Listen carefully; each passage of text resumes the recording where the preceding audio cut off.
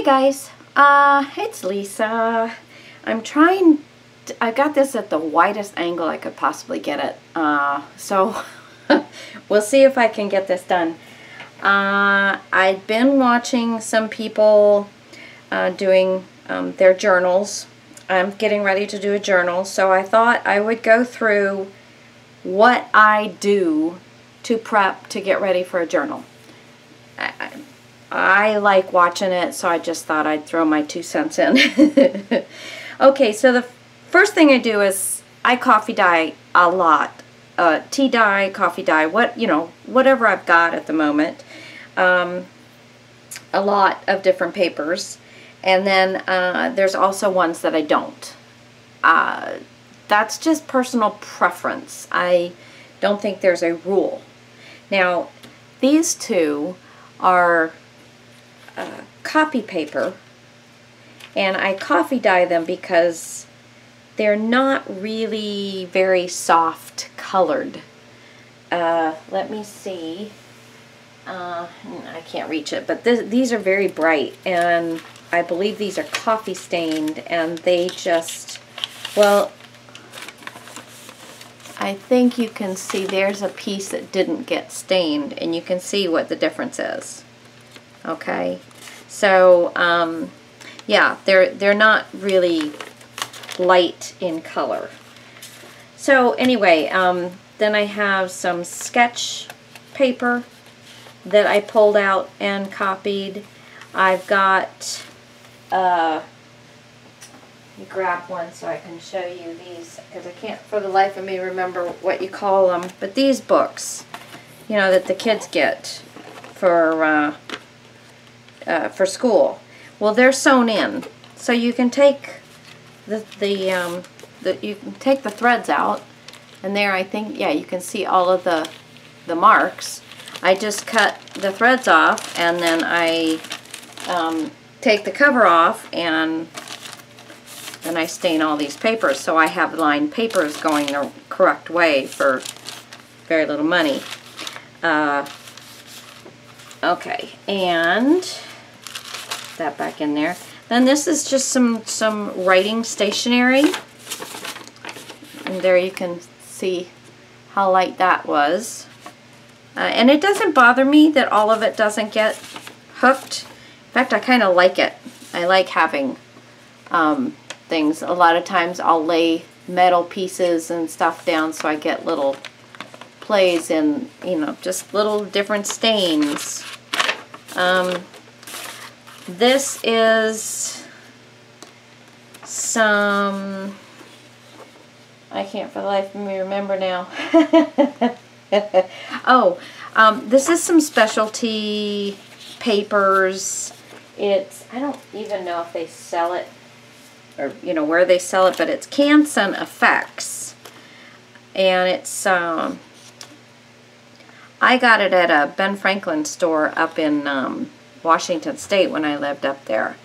And it's shiny, it's got flecks in it. I'm trying to, I can't tell if I'm getting that on the camera or not. But it's very reflective, it's very pretty. So it's very soft. So I've got 3 of those. I'm having 3 signatures, so I've got 3 of each one of these items. Then I went through and picked up parchment papers. Now I have some printed on parchment paper, so I pulled out 2 of those. Some of these are pretty older fashioned papers, but there you go. And then this is kind of a office grade parchment paper. You can write on it, type on it, print on it, whatever. So, you know, it's a really nice feel to it. Okay, so I got those. These are just some 12 by 12 papers that I have tea stained, and they were cut in half. I just had them. So I kind of pulled those out of my colors. I just pulled 3 different, there's a piece where I stuck a metal piece on it. This gives it a little different something, you know. Now, I'm not saying that I'm just going to fold these guys up and put these in just the way they are. I'm going to do a lot to these, and I'll kind of invite you, once I finish a step, I'll invite you to look through what I've done. I might not show you every page, but at least, you know, you kind of see what steps I take. But I've got 3 different doilies. I've got 3 12 by 12 papers, and basically all you do is this. See, what do I have this size here? This is, oh, I put my thing upside down. Let me see, 1, 2, 3, 4, 5, 6, 7, 8, 9, 10, 11. So this is about 10.5 by 12. So 10.5 by 12, and then I find the center, you know, fold it up, find the center, then make the 2 little points on there, fold it back on itself and fold it like that. And then I've got pockets. And then I can sew these, glue these, leave them open, and this is where it gets stitched. Okay, so I picked 3 of those. I have 3 envelopes that I just kind of tossed into, I think, coffee. So that's those. And then I have to have, well, I don't have to have 6, but I have 6. I have 3 just pieces of cardstock. Some of them, this one is rather thin, and these 2 are thicker. I'm not sure, I know where these 2 came on. This is a Stampin' Up, old Stampin' Up design. And then I've got 3 pieces of cardstock, pretty good. This is, all 3 is Bo Bunny. Let's see, that's Ambrosia. That's Ambrosia, and this is Isabella. Okay, these 3 are going to be what makes my gussets, my outer gussets for a gusset journal, which is what I'm going to be making. Okay, so anyway, there's that part. Now, the next thing that I do is I kind of very loosely separate these out into 3s. I just kind of figure out, you know, which one of these I'm going to have with which one of these, and then each one of these, one of each one of these goes in, and I can see kind of what sizes I'm going to do. If I'm going to cut, you know, papers off, I just kind of get a feel for what size I'm really looking for in a book. I like to have some different sizes, but I don't like to have a bunch of teeny tiny little things and big things, because when I do a journal, I like to do where you can write in it. If you want to put pictures in it, I do try and put some space for pictures, but basically you can stick memorabilia in there. You've got a few pockets, and you've got a few, but mainly you're going to journal in it, but it's going to be pretty and fun. And that's where I kind of go with that. But anyway, so the next step is to loosely plan out what's going to go with what. And then I figure out what size I'm actually working for and make all the cuts that may need to be made. I mean, obviously, like these I probably won't cut down at all. I may end up cutting down. These are 8.5 by 11s. These are 9 by 11. These are smaller. These are 8.5, pretty much 8.5 by 11, folded in half, so, you know. But anyway, so you get the idea. Then I will start working on doing some stamps, pulling out some stamps that I kind of figure out, you know, where I want to go with this as far as you know, is there a theme?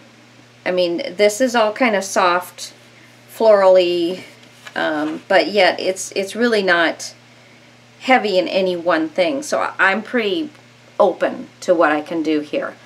I will also pull out some laces and some ribbons that I like, and then see if something leads me into the direction.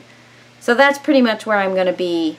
When I come back, I will explain anything else that I've done. Okay? So gather this amount of stuff. Coffee dye, that takes a long time. Coffee dye, and then we'll come back. See you guys in a little while. Bye. Okay, I just thought I'd jump in and show you what I've done so far.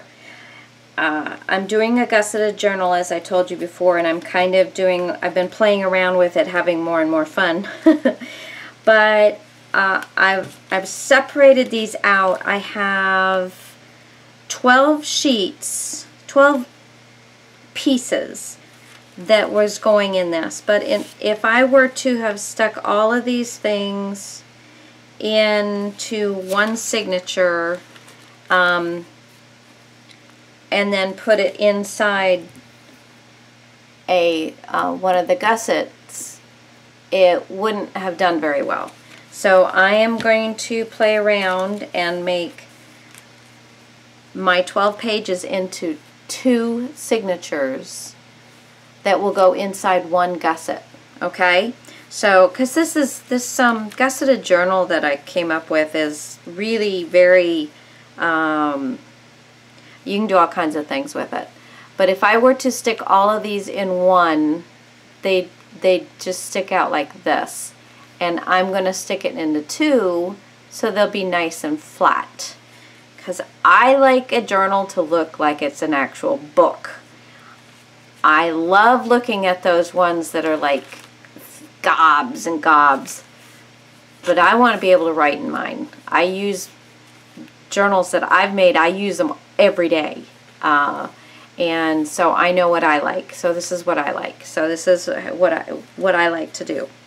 Anyway, so I've come up with my color schemes for each one of my gussets, and I've done my pages, and I believe what I'd end up with 8.5 by 5.5, or it's all of them are 8.5 by 11, or close to, close to it. Of course, these smaller ones just got folded in half. But so that's the size that I've got. I've got my 6 signatures, 2 going to be in each page here.